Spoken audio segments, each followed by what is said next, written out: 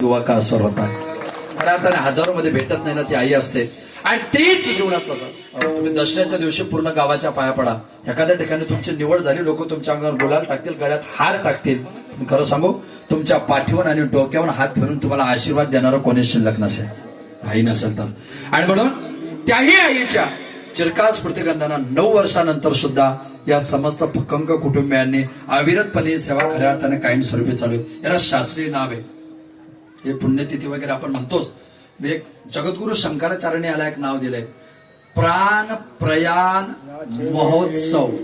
ऐका प्राण प्रयाण काल महोत्सव म्हणजे प्राणाचं प्रयाण झाल्यानंतरही त्यांच्या आठवणीत जो उत्सव केला जातो त्याला म्हणतात प्राण प्रयाण महोत्सव.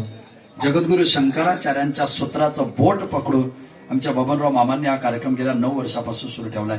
याला अजून एक शास्त्रीय नाव आहे, याला पूर्वज पूजन